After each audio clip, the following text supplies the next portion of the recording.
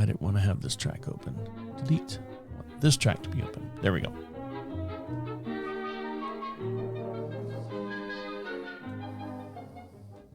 And now for something special. The unit is self-contained with its own saddler, farrier, wheelwright and so on. It's a rigorous training dished out who know all there is to know about horses, and it brings results. We take you behind the scenes now to show just some of the interesting aspects of this training.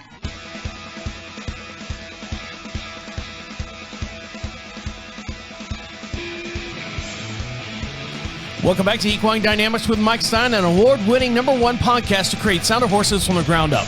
Mike Stine is a registered journeyman farrier with an APF1 accreditation. On this week's show, we're going to talk terminology. Talking terminology, the definition of the carotenolytic, I'm going to mess this up, carotenolytic, I'm going to just call it the KDZA. KDZA, that's the easiest thing to do. And we're also going to talk about an article that was discussed in the American Farrier Journal about this disease.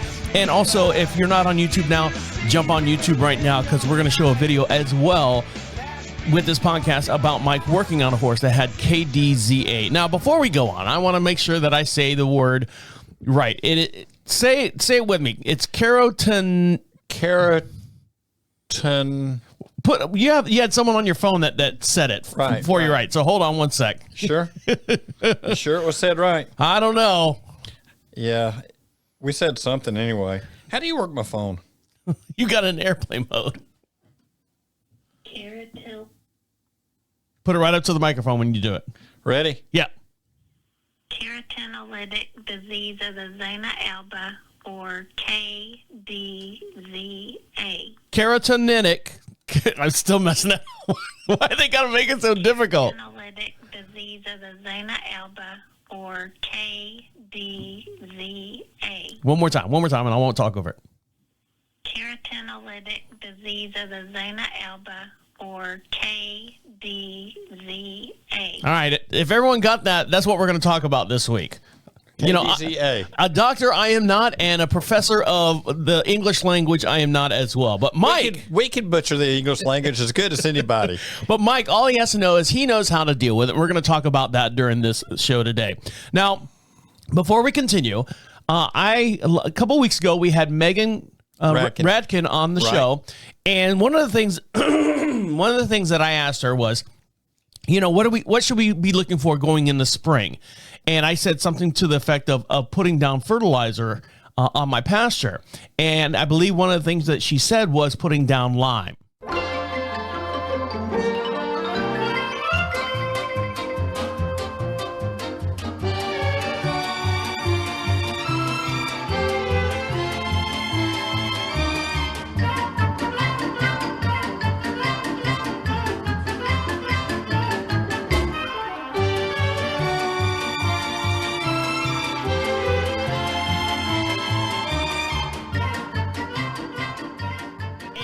Megan said, make sure you put a lot of lime on the soil because it lowers the pH and also helps prevent like diseases and stuff in pasture grass. So I took her advice and I bought a big old bag of a low nitrogen, because she said you didn't want to have too much nitrogen in your fertilizer. So you want a low nitrogen number, a high potash number, and a high phosphate number. So I did that, and I put 2 bags, probably 80 pounds, 100 pounds of lime on the front pasture and all that fertilizer right before we got all this rain. Right. So we've kept the horses off of it for the last 3 weeks now. So I'm anxious to see how that turns around. So I took her advice. And if you want to hear all the advice that she has, you can go back to the Meet Megan Radkin episode on Equine Dynamics. Yes, you can. Now, another gentleman that we had here on the show, Jim. Was Jim. And Jim is he's a forger, right? He's a forger. And he writes bad checks. Now, if you want... No, J.H. Forge, and he makes hoof knives.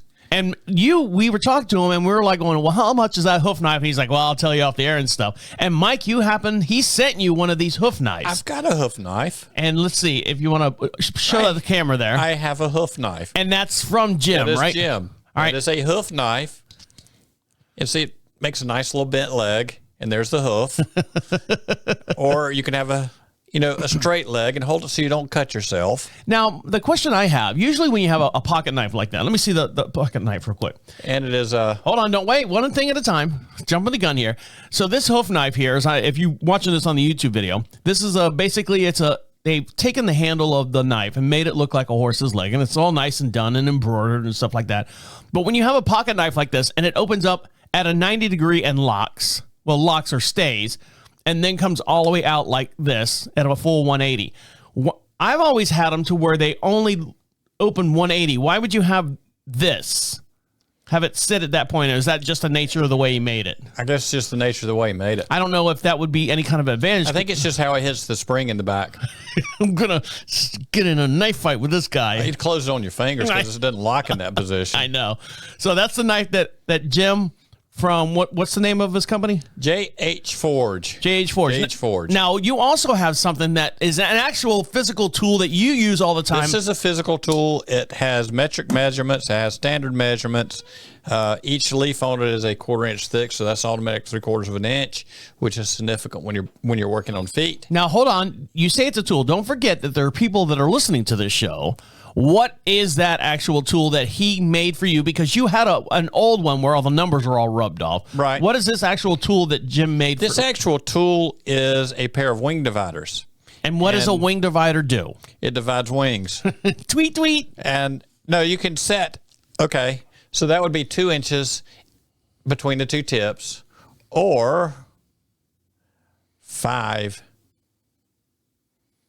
It's not millimeters. What is it? Centimeters? Centimeters. Okay. 5 centimeters, yes. And so it's marked metric and standard.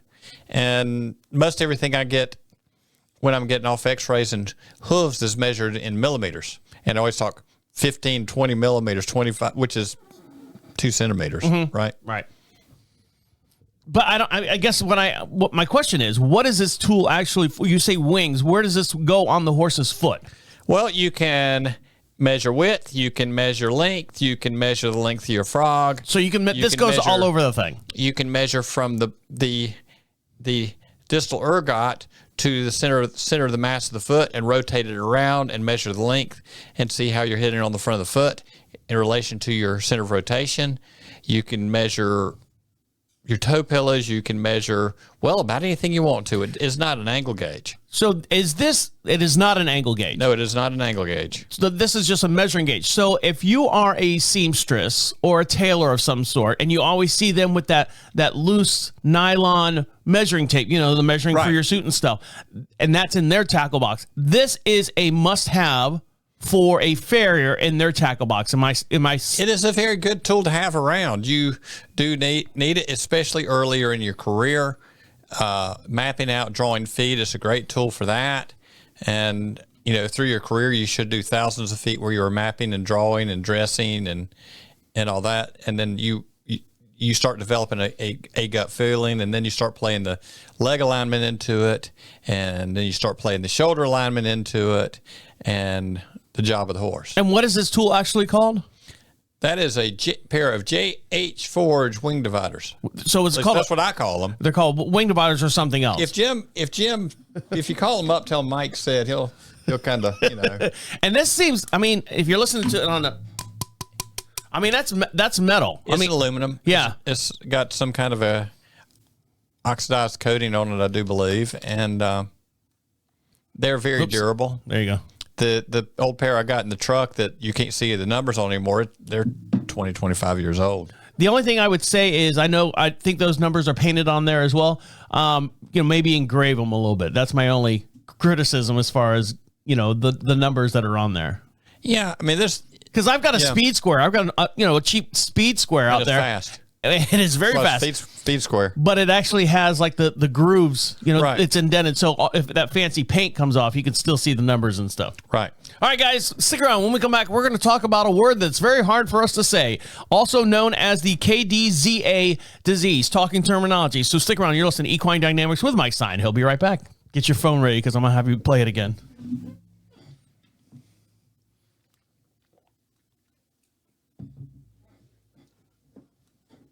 Apparently, I don't know how to operate my phone. Keratinolytic. I'm going to say it. I'm going to try it. Hold on. Keratinolytic. Keratinolytic. Got it. Okay. You ready? Yep. Welcome back to Equine Dynamics with Mike Stine. Don't forget, for every podcast we do, we have a matching video as well. And if you're not a subscribed member over there at the YouTube, you can get on there for free. It's absolutely no charge. Just go over there to YouTube, hit subscribe, and you can see all the different videos and stuff that Mike has on his little shorts page, little 1-minute videos of all the stuff that goes on here in the studio and outside the studio, with Mike being out on the road and working on horses and stuff. And you can also see, for every podcast we do, we have matching videos, and a lot of visuals happen here in the studio. You can see all the different tools that we have here. On today's show, we have pictures and stuff, x-rays, videos. We have a video on today's show, so make sure you go over to YouTube and subscribe over there as well. And over to my far inside is Mike Stine. How are you? I'm doing good, Travis. How are you? I'm doing all right. So, talking terminology. Little bug on the paper. We're having a great day We're today. doing bug terminology. Right. Now, I get paid to do the words, the normal words, everyday talking stuff, but this is definitely a $100 Hard word. word. Yeah, very Hard word. hard word. So talking So I'm terminology. going to owe you more for this week, right? Yeah, I'm going to have to put an extra charge on this one, and if I say it enough times, I could retire. So this word right here is the keratinolytic disease of the Zona bone, or the Zona Alba. Zona Alba. Okay, Yes. first of all, before we start to talk about the disease, what is the Zona Alba? Because that sounds like something from space. It is in space. I've never heard. It is in a space. I've never heard Zona Alba before. That's either a good rock band or That is a good name for a rock band. or a character from Star Trek or something like that. So tell us, first of all, what is the Zona Alba? The Zona Alba. We've always called this for years the term white line disease is what we're talking about, the common name people think, which is not a true name of what's going on, because the white line is the area where the lamina connects and comes out the bottom of the foot between the horn surface and the live surface of the lamina. And as it grows out, it comes out, it's more of a yellowish line, but you can see it in the bottom of the foot. Somebody put the name white line on it years ago, and they call it white line disease. But what it is attacking is there is a lighter colored layer. Sometimes it is, on a black foot, sometimes it will be like a white layer between that and the external part of the wall. So you got your lamina, you got your stratum medium, which would be the middle layer, which is what we're talking about, and then you got the external layer, right? Yes. Yes, just say yes and shake your head and pretend it like you think I know what I'm talking about. I know I exactly. sound good as long as you talk a lot. You're right. Exactly. Talk loud, talk a lot, and you're an expert. They can't get a word in edgewise. What happens is that area, you get a bacteria in there, and the bacteria starts breaking down bonds of there's the hoof uses sulfur and the connections of the protein molecules in the foot. I think that's how you do it. Close enough, right? We'll go with it. Sure. So, and then maybe if you got a crack, maybe if you got an imbalance, stress on the hoof wall, damage to the hoof wall for whatever reason. Hit a rock, hit a nail. Hit a nail, nail shifting in the foot, or what it may be. And then you get your bacteria in there, and it starts to break away the bonds, and then the fungus will come in, and the fungus will start eating away the hoof. And it's always a combination of a bacteria and a fungus. And at one time down in Texas, they had a fellow, Bernie Chapman. He was really into it. And, of course, what we're treating it with now has changed, because they used to use the old orange methylate a lot, because it would kind of seep up at the tracks when you cleaned it out. And so nowadays that's not an easy thing. Hard to find it, because it's not out in the drugstores anymore. So you go in there and you debride the area if need be. Sometimes you end up, if it's a big area and you can't get ahead of it, you take the wall off, and you got to keep watching those perimeter edges, and you got to keep treating it, and then the foot grows down. But it is not in the white line itself; it's in front of the white line. So that's the Zona Alba. That is the Zona Alba, and you run across it. The horses that I work on that are done on a very regular basis, I don't really have, like my competition horses, I really don't see it. And people say, "Oh my God, it's because of horseshoes." Well, a lot of those are shoes. There are some that are not. There Go ahead. are living conditions play a big part of it. It's all over the place. So the keratinolytic disease is actually just the actual fancy name for white line disease. Am I correct by saying that? It is probably the more correct name for it than call it white line disease. So would your vet or one of your professional people out there, would they interchange the two and still mean the same thing? It would. They could. Yes, it would still mean the same thing. It's just people are going to, if you call it white line disease, it's been used as that so much, somebody's going to understand a little more what you're talking about than throwing the new name at it. It's kind of like last week we were talking about x-rays. You were talking about opaque or oblique angles of x-rays, and I said, is that just like slanting? You said, yes, that's the exact same thing. I'm like, exactly. Just say slanting. There's the big thing on my end is deal with the problem and take care of it.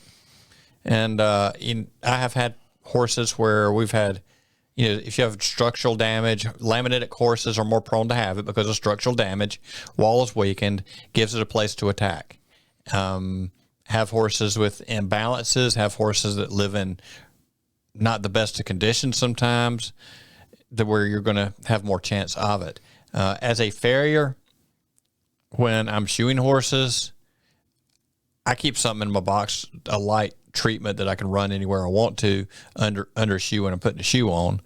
And so really on the horses that I'm shoeing, I put a medicated wax under there, and I really don't have any problems with it.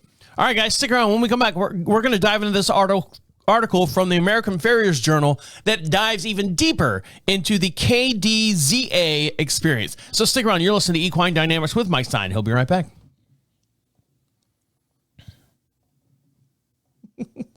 Yes. You ready? Oh, I am. I didn't put the time down. Hold on. 17 minutes from then is 9:36. I don't know what time it is. You need to use your wing thing like a sundial.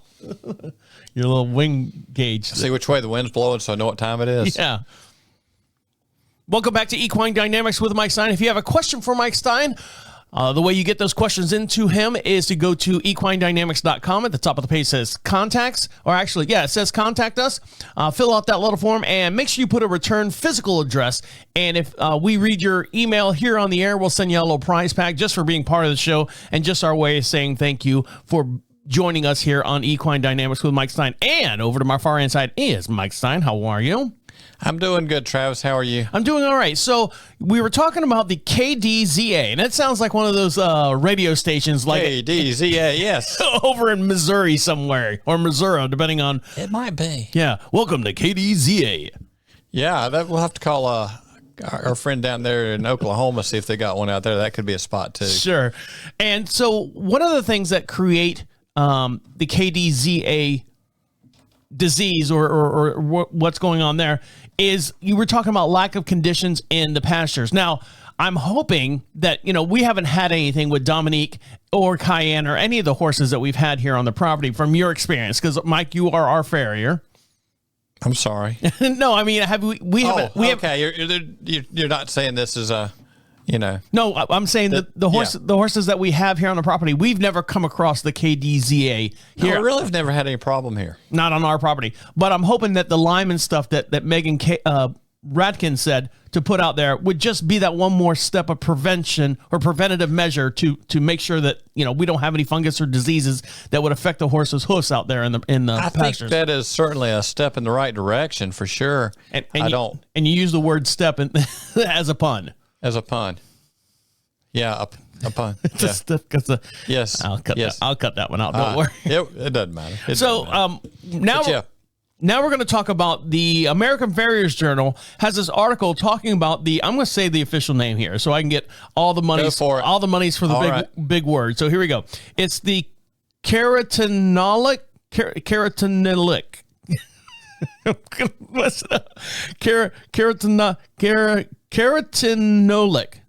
It sounds like I'm asking someone not to lick a lollipop or someone. Well, I wouldn't either. All right. Depends on what it's made out of. And it's the disease of the Zona Alba. And so in this article, and this is this month's article from the American Farrier's Journal. Now, where can you find this American Farrier's Journal, Mike? You can find it, the American Farrier's Journal, right here on the table.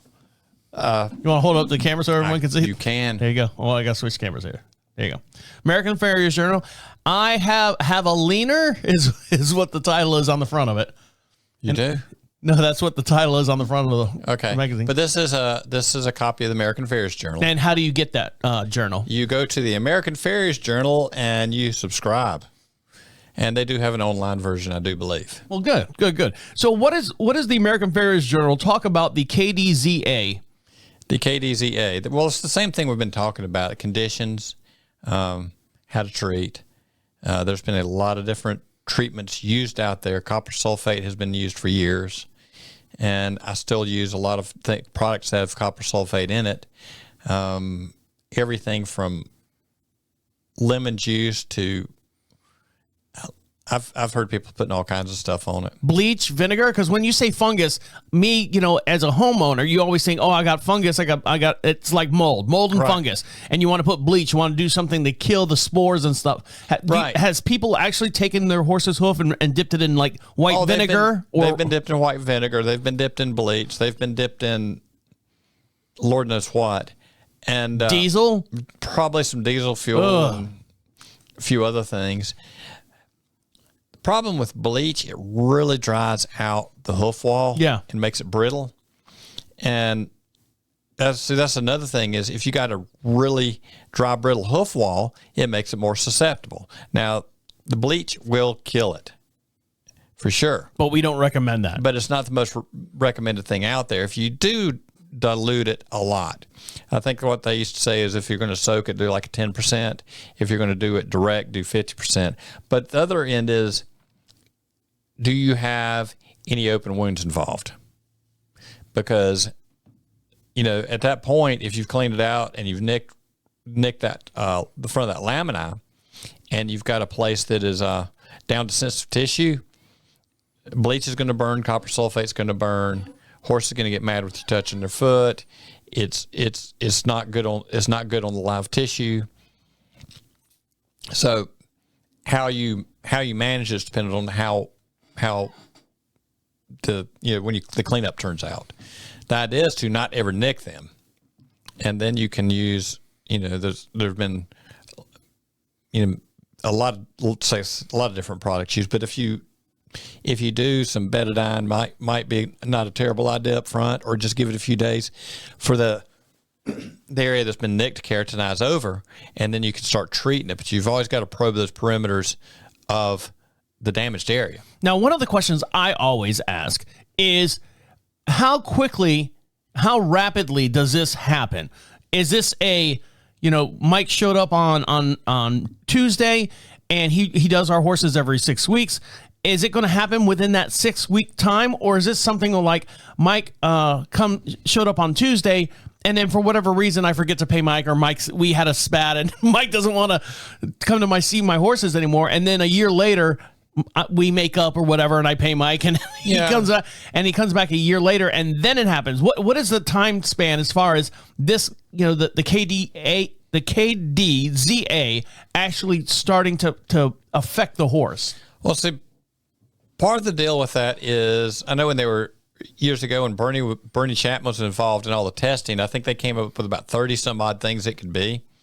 And some of the theories was it was stuff that was picked up in the swamps in Florida and it spread all over the country. Great, Florida. It's these things that come out of the Florida swamps, like, well, you. And I did come out of the swamps. That's right. But it spread all over the country, and it kind of hit the racetrack areas, and this wasn't hitting the racetrack areas, and it spread out from there. Out in the Midwest, when I've worked out Wyoming, Colorado, Arizona, because those are states in the Midwest where I have worked on horses, and some of them quite a bit. You did not see near as much of this, but you didn't see flares. You didn't see a lot of stuff when you were in, if you're working on high desert, you don't have enough humidity for it to travel, for you to have it very easy. And of course, it's a very different foot. In a wetter environment, you're going to see more of it. The further south you go, the more you're going to see. than you would up north. So it would And spread, then you go to Florida. and it spreads all over the place. So you're saying that it would be more rapidly spreading in the more moister, warmer climates. Warmer climates, nasty, dirty environments, and all that. And that like I say, that was one of the theories is some of the stuff where they filled in racehorse farms that come out of Florida. Now, I can't say that that's 100% true because I can't lay any facts to that. But since you came from Florida, it makes sense. It does make sense. Well, at least you have a representative in the House, and I'll go ahead and give it the okay Right. stamp on that. So the further south you go, you go down to Louisiana, places like that, you're going to see more of it than you would in, let's say, Maine. The Dakotas or something Dakotas, or Montana. They probably don't know what it is. Right, exactly. So I guess but is it a rapid, like when it's down in the south, it actually affects the horse's foot in the south? You're probably going to see it spread faster in the right environments. And like a week, 2 weeks, 1 month, 2 months? And the life cycle of the fungus, the life cycle of everything involved is different depending on which one which fungus you end up in there with. Because the fungus leaf spores re-erupt. The fungus leaf spores, different spores have different cycles and re-erupting. And that's why you've always got to be checking those perimeters of the part of the hoof you remove if you're removing hoof. If you've got a hole and you're probing it, which I do a lot of that myself because I can use that to hold the treatment in, depending on how large it is and what's going. If you got a crack and you've got a hole that opens up a lot, I will probe it. And even if I'm doing a resection, I probe everything before I remove anything. So our horse. Oh, go ahead. And also, like Dr. Ratkin was with us. If you got advanced cases, you need to get your veterinarian out, and you need to shoot some X-rays. There are some cases that haven't spread that far. There are some, especially with the laminitic horse, it can undermine that hoof wall, and until you see where the debris is really coming apart, you might not notice, or the debris has gotten soft and mushy, and you can probe it out. So the X-ray will show you where it's gone, and you can, go ahead, chase it up and get it done, right? So our horses here on our property, you're out here every 6 to 8 weeks, but you would catch it it wouldn't, like you left here on Tuesday and 6 weeks from now, oh my God, the horse has got, Kdza, we got to, chop off everything and it's going to walk around on nubs type deal. Because the regular maintenance of the horse's feet, it's not going to happen that fast, but if it's left neglected or undetected, it could go bad. Correct. Okay. And I've got a couple of different types of treatment that stay in the top of my toolbox. And like I say, I've got a wax that I will lay down under a shoe. This is not much more than a quick smear to prevent any problem from happening in the shoe, and that's more of a preventative. Now there's several different products on the market. I use one that contains copper sulfate, and it's very blue, and I will pack cavities with it. And I have put copper sulfate up the cavities and glued it in. And also, if you got a large area and you have to build it, there are a couple different things you can add to your acrylics to medicate your acrylics. You can put copper sulfate in your acrylics, and the acrylics is actually a little more permeable than you think. And also, there is I'm not sure what it was exactly, but there is an antibiotic that you can mix in your acrylics because I've been left the powdered antibiotic from the veterinarian. The acrylics probably are not as strong depending on how much you put in there. In this case, I would suggest loading it up pretty good. And I don't mind if the acrylics, by the time I'm back around, are ready to come out, because I would almost rather remove it, readdress the area, and redo it. That way you can get in there and see what's going on. Right. All right, guys, stick around when we come back. If you're not on the YouTube channel right now, now's your chance to jump on over there, and you can see us here in the studio because we've got a video that Mike was dealing with, an actual Kdza horse.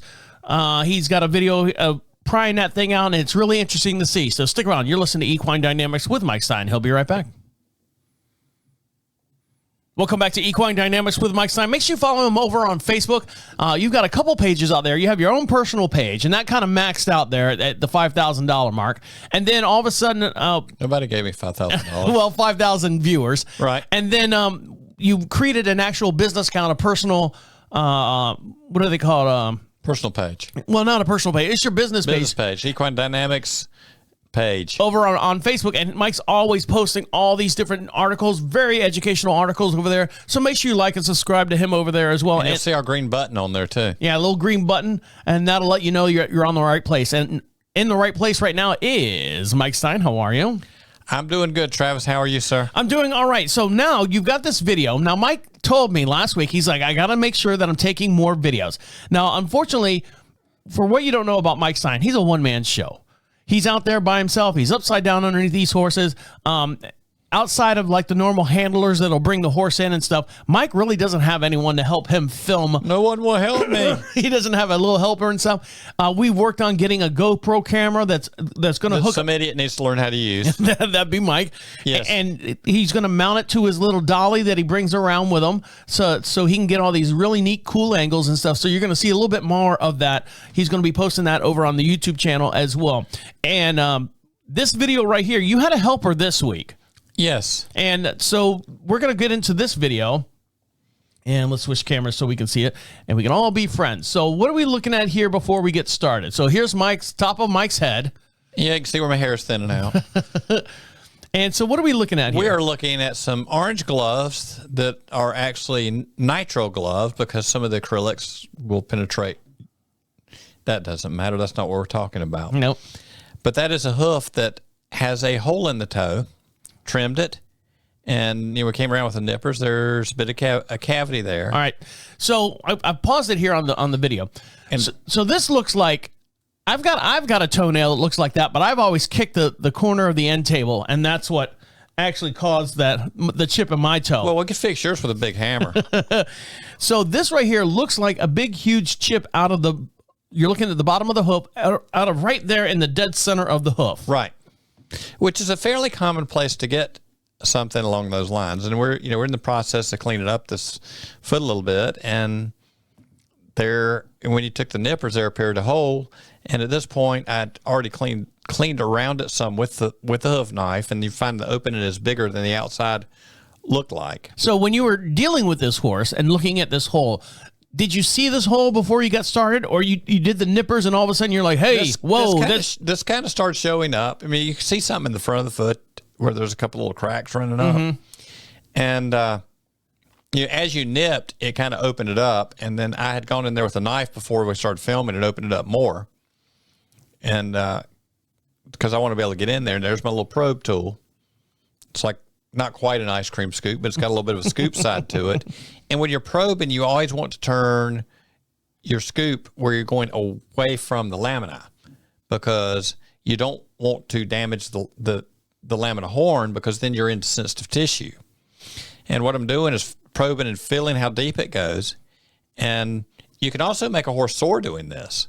So you need to be a little careful. I've done it a lot of times. Don't know how many. And you're kind of going down and scraping some of the garbage out of there, trying to scrape some of the dead tissue out, which takes a little bit of force, because the healthy stuff you're not going to go, not going to rip it out of there with that. Now you got that tool in there a good 1.5 inches. Is that right. how deep That's this? Probably about that. Yeah. Wow, and that's been bothering the horse and never took a lame step. Really? No. So this is the importance of looking at horses' feet and having them regular maintenance. Now, if we don't do something and it keeps eating up the foot, we're going to have a big structural problem. Okay. But in this horse right here, is this a horse that you normally do, or this is just like, hey, Mike, can you come out here and look at my horse? It's got this weird funky thing going on. This horse I have worked on before. But not on your regular schedule.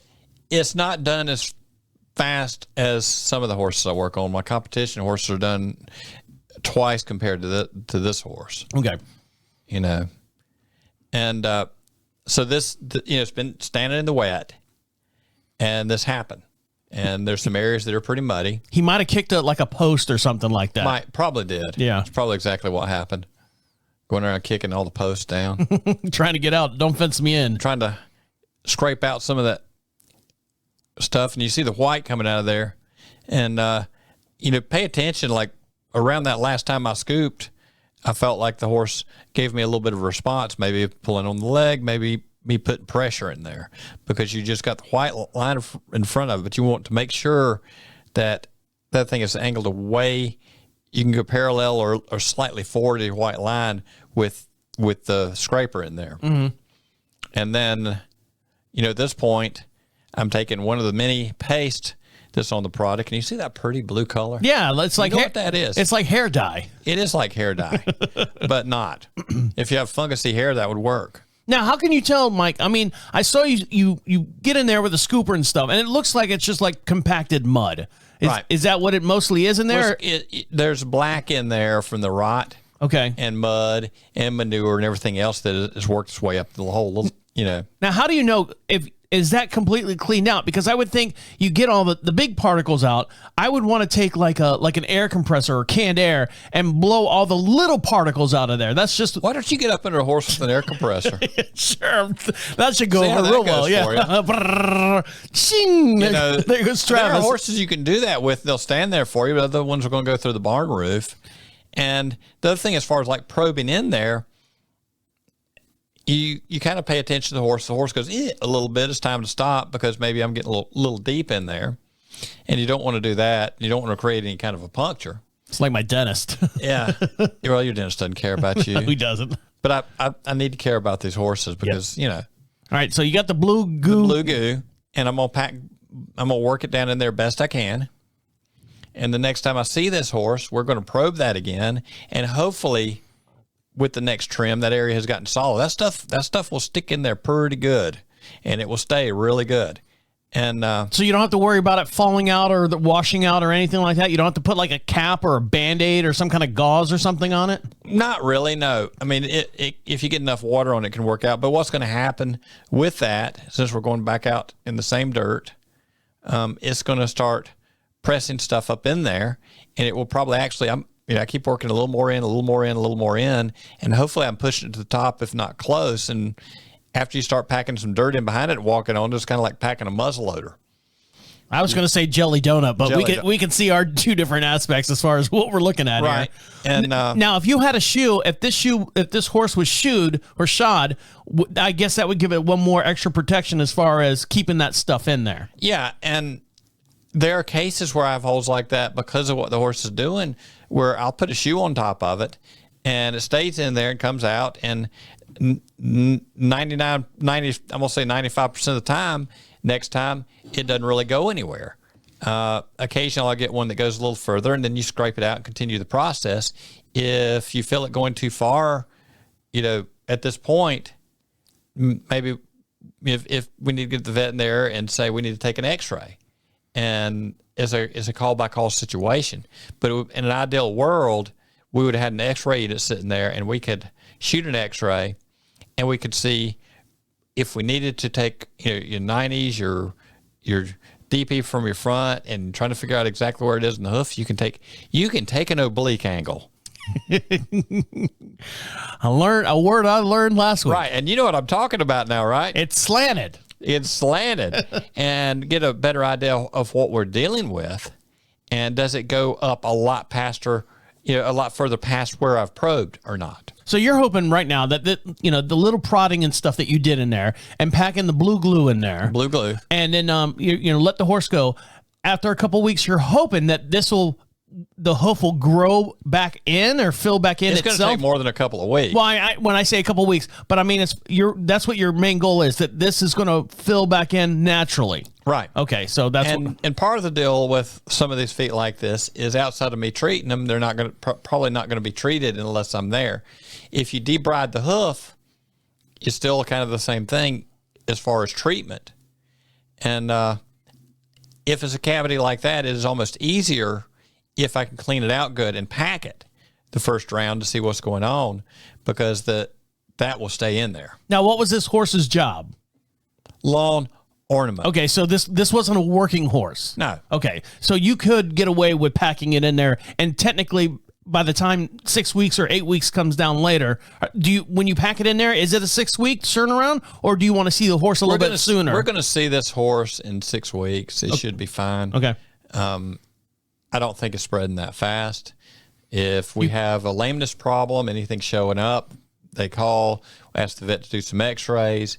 If I go back in 6 weeks and probe it, and when I trim the foot is shallower than it was and everything's probing out solid and all that, we're probably going to be okay, but we're going to have to keep on top of it until it's grown out. Best case scenario. Best case scenario, that copper sulfate works into the damaged tissue. It hasn't got spores that are run way up in there to where we can't quite get to them. And if it does erupt further up the foot, maybe it is time to go in and resect that area and treat it. So I used to resect all of them. And, but at this point I don't, and I treat a lot of them this way and I'm okay. I do have another horse right now that is with laminitic horses because the damaged tissue, it's easy for it to run way up in there and you not necessarily see it till everything starts coming apart. All right, guys, stick around. One more little segment. We'll let you get back to enjoying your ponies. You're listening to Equine Dynamics with Mike Stine. He'll be right back. Let's see. Where is Amy at? Because she has not come home yet. Oh, Dr. Marcia had come out this morning. Dominique had acupuncture and chiropractor this morning. Dominique? Mm-hmm. Diego. Yeah. I didn't see Dr. Marsh out here when I came in. No.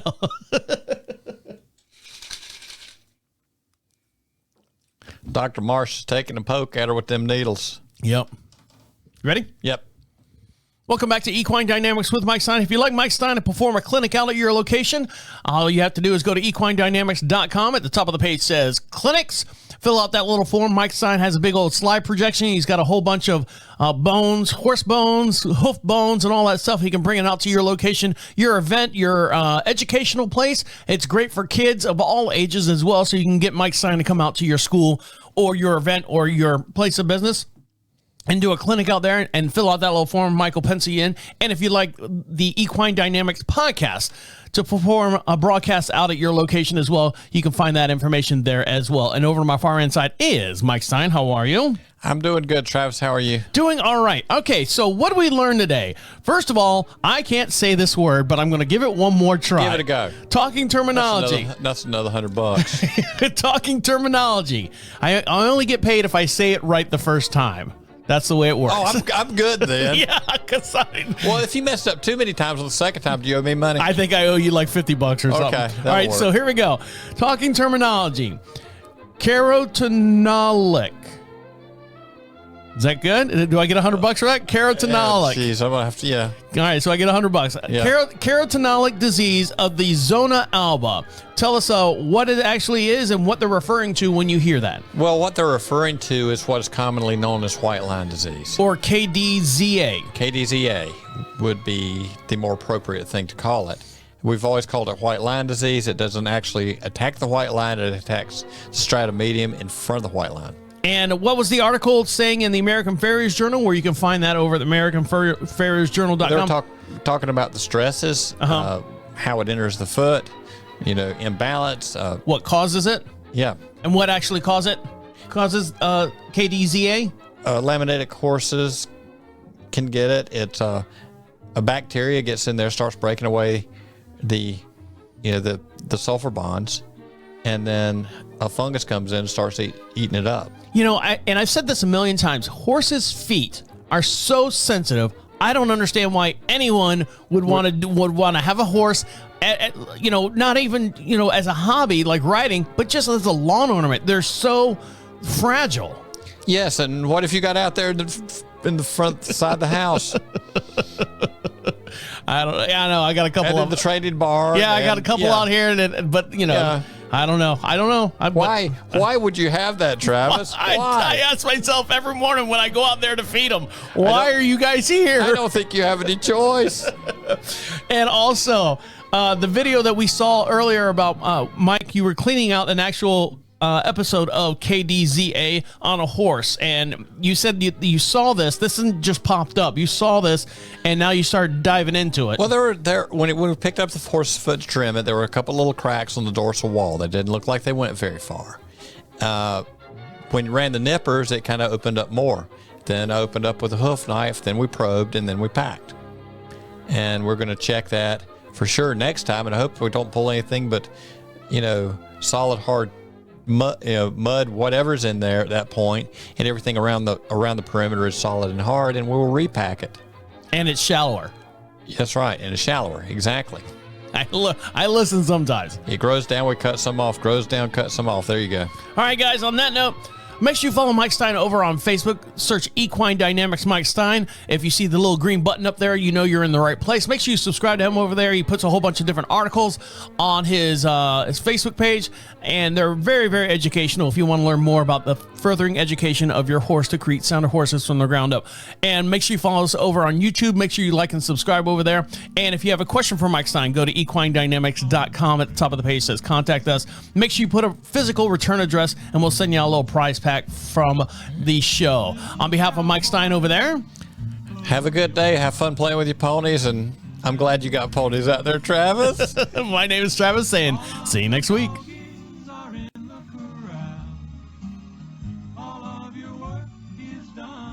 There you go. Have a day. Good.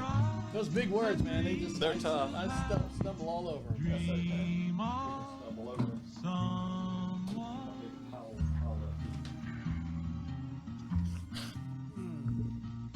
Hi, Lucky. Good night, Dad. Hi, Dusty. Good night. You know why? Good night.